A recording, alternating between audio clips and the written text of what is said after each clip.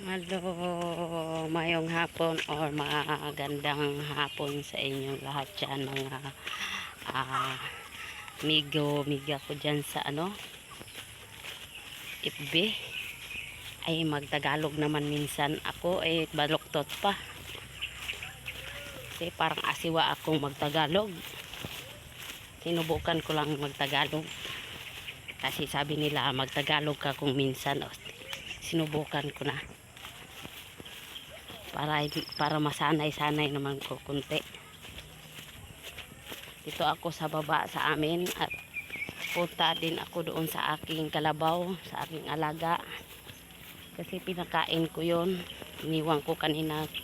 Kasi kumuha nga ako ng dahon para sa gagawin kong kamuting kahoy na suman para ibenta bukas doon sa bayan namin na sa Baybay.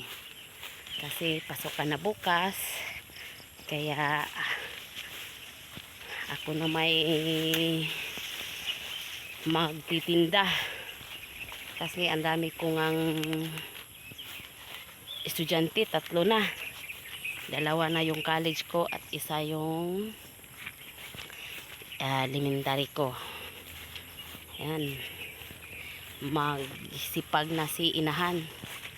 Kasi wala nang bibigay na allowance. Yung isa kong anak ay umalis na kanina.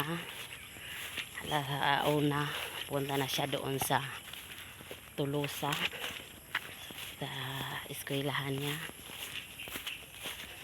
Yung isa naman bukas, maaga kami bukas para sa para sa kanilang pag-aaral pala. Kaya ako na may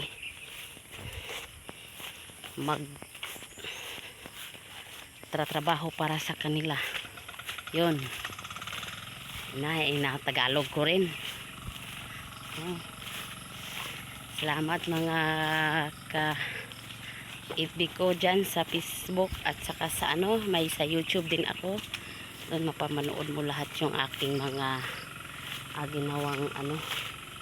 ginawang video.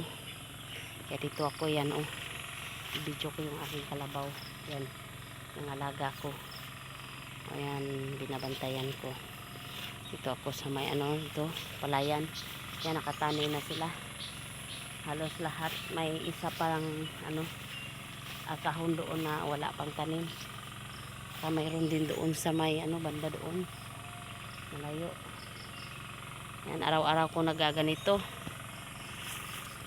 Para sa aking mga kidos. Yan. Bye-bye.